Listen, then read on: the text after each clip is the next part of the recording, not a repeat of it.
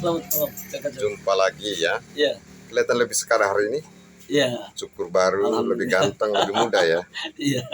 Nah ini kita ngobrol-ngobrol ya. Baru-baru ini ada demo tolak geothermal Sano. Iya.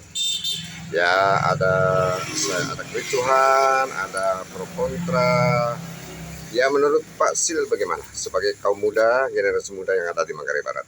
Ya, pertama saya kira demonstrasi itu merupakan salah satu bentuk pengungkapan pendapat di depan publik.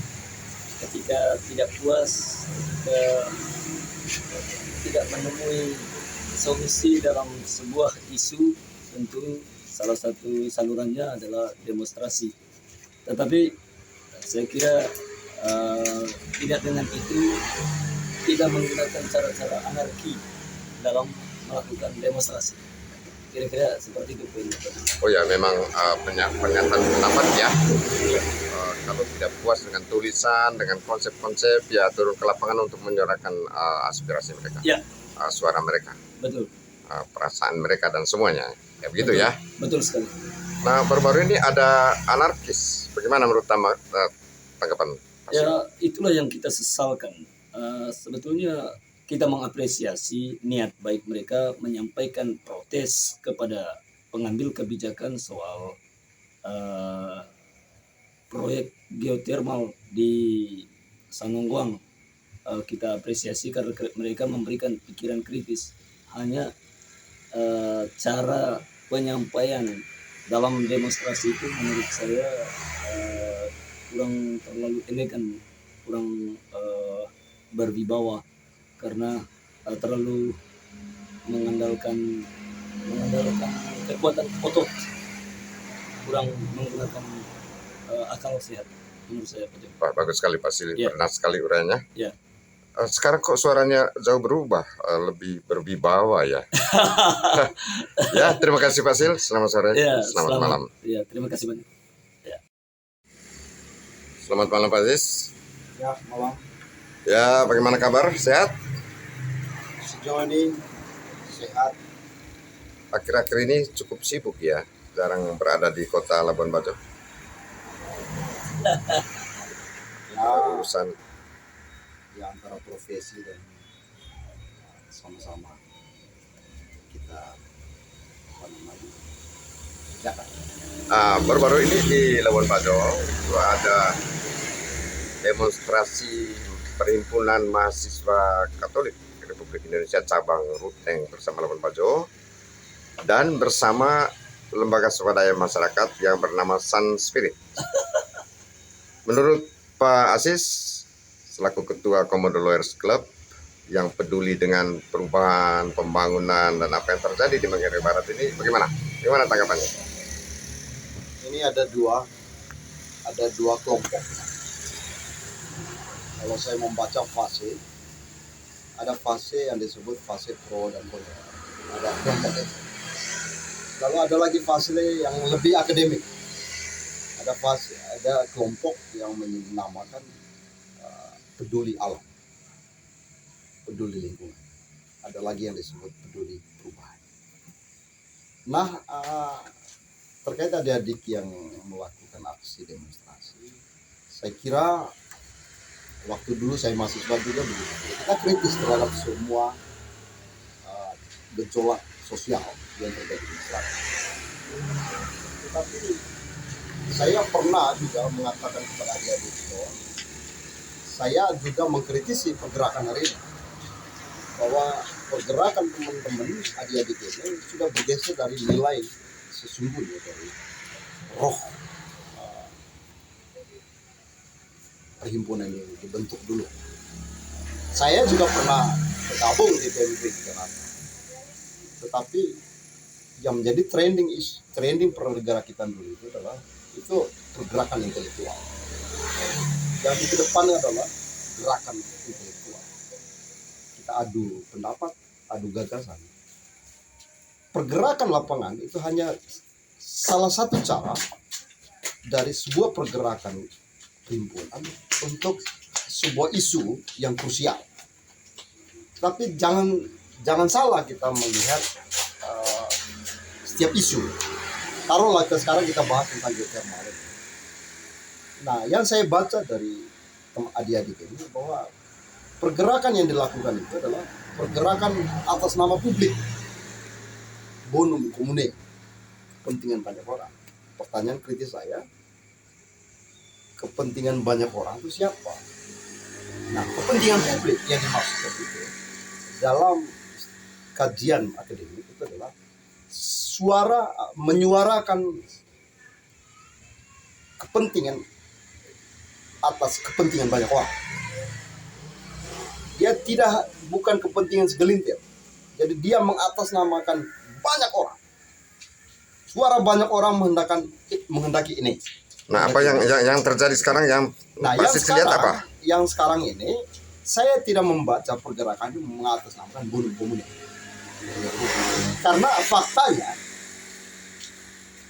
ini hanya cuma 8 orang. Dari mana itu disebut bonum komune? Tetapi mereka tidak tahu 8 orang itu. Mereka sebut itu ada 28 orang, bahkan ada 60 orang yang datang. Kita juga lihat data itu, Pak Jo. Kita juga lihat data itu. Nah, kita tidak boleh bombastis juga. Makanya saya bilang bicara itu atas nama harus berbasis data. Kalau tidak berbasis data, itu dianggap bombastis. Jadi itu ada semacam pembohongan publik di situ ya? Ya, jadi kita tidak boleh bombastis atau mengada-ada sebuah data yang bukan itu data sesungguhnya. Kita lihat kok data itu. Nah, artinya begini. Hari ini saya tidak melihat pergerakan itu murni datang dari teman-teman. Ya, oke. Itu poinnya ya, Basis ya. Baik, terima kasih. Selamat malam. Selamat berkarya untuk selanjutnya. Terima kasih.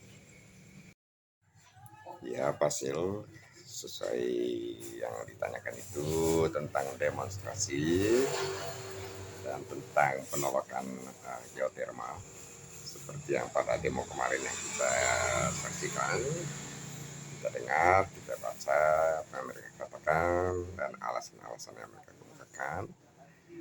Nah, saya hanya berpikir begini, Basil. Pertama, ya memang mengemukakan pendapat di depan umum, unjuk rasa demokrasi, demonstrasi itu dijamin oleh undang-undang.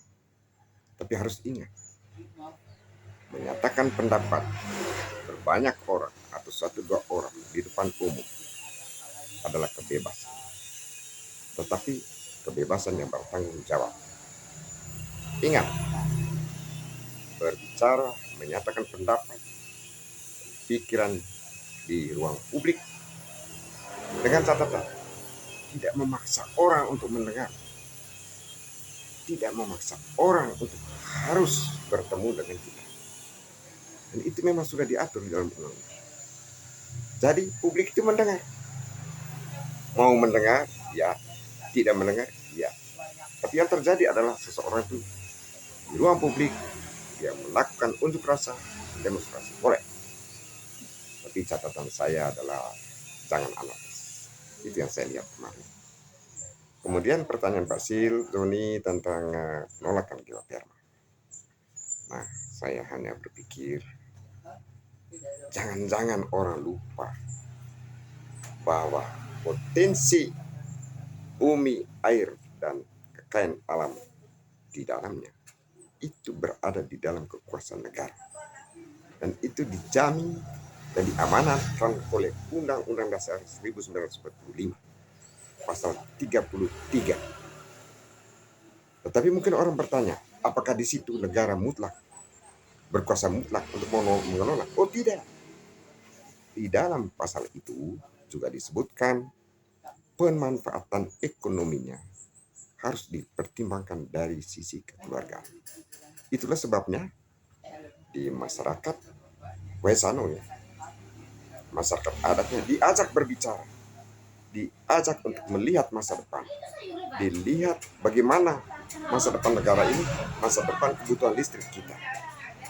Dan di dalam penelitian dan riset para ahli, geotermal, pusat listrik tenaga panas bumi di mana-mana, ramah lingkungan. Karena itulah pertimbangannya, maka itu dikelola. Karena itu di dalam kekuasaan negara, maka tidak ada perorangan atau kelompok untuk melarang negara mengelola. Karena negara mengelola untuk kepentingan rakyat banyak. Nah, contoh yang sekarang di Indonesia adalah di Jawa Barat. Di sana, masyarakat di seputar PLT geothermal, mereka merasakan manfaatnya. Dan ingat, saya baca beberapa hari terakhir, bahwa di sana, gubernur, bahkan bupati, semua mengkonsentrasi pada penggunaan geothermal ini. Dan yang berikut ini yang ketiga, yang terakhir. Mengapa orang begitu ngotot untuk tidak menyentuh?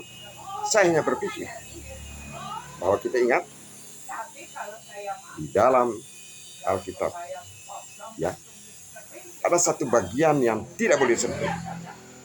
Jangan terinspirasi oleh itu, tapi tidak menyadari bahwa tempat yang tidak disentuh itu adalah tempatnya iblis. Jadi kita mungkin terpengaruh oleh itu. Tetapi Tuhan berseru, manfaatkan. Dan memang harus dimanfaatkan. Setelah dimanfaatkan, oh ternyata berguna. Sampai hari ini. Saya rasa itu saja Pak Sil. Terima kasih. Sampai jumpa lagi.